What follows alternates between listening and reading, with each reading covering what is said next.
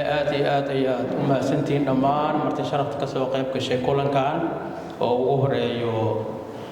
maareeyaha hay'adda korontada ugu horeeyo iyo dadka aan maanta rabnay inaan meeshaan aan ku kala saxiixano IBS Bank iyo dhammaan marti sharafta korontada ee ka soo qayb galay renewable energy-ga dhammaantiin waa salaamantihiin waxaan idinku salaamayaa assalaamu calaykum waraxmatullaahi wabarakaatuh aniga hadal badan meesha igama furna waxaa leeyahay madax ka kormeel la salaaxo male maradu gudoomiyihii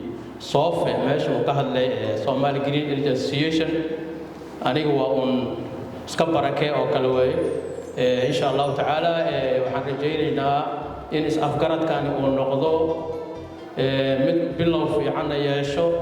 dhammaad fiican yeesho ayaan u rajaynaynaa muddo 3 sano ayaan soo garangarinayno waxa laga yaabaa in hadda maalinta la aas-aasay Somali Green Energy Association ilaa maanta 3 sano wax la jira ayaan soo wadnay barnaamijkan maanta ayay u shaqo dhufatay IBS ay naga ogolaatay waan ku mahadsan tahay runtii anagu waxaan haysanaa green energy-ga ugu wanaagsan markii caalamka loo fiiriyo mar 3,000 oo saacadood ayaa lagu qiyaasaa sanadkii in Soomaaliya ay heli karto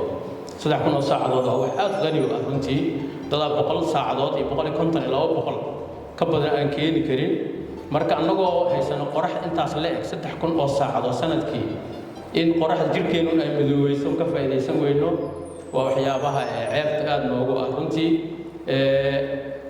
anin barnaamij mar aan BBC-da ka maqlay barnaamijka ugu yaab badan waxa la yiri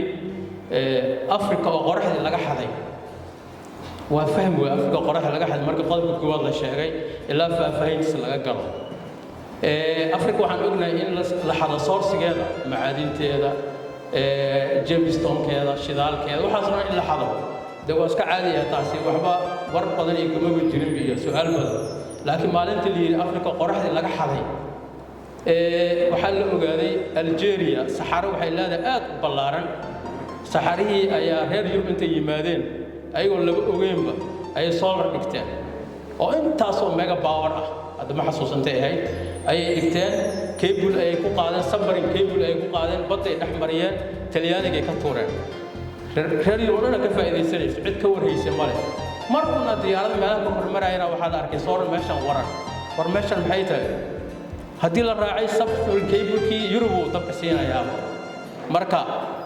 qoraxda ayaga ka faa'iideysan waay reer Yurub hadda America kalban waxaan oo sheegay in ay battery solar intay qaadaan ay waxay geeyaan meel ay qorax ku og yihiin ay inta ku soo charge gareeyay oo dan gaariga laba barkad ku soo ceshanaya oo magaalada ku shidaya rafaadkaas laga marayo iyo annaga sidaan qoraxda u haysano runtii Soomaaliya inaan ka faa'iideysano insha Allah taala IBS nayna hadda u soo jeesatay oo ay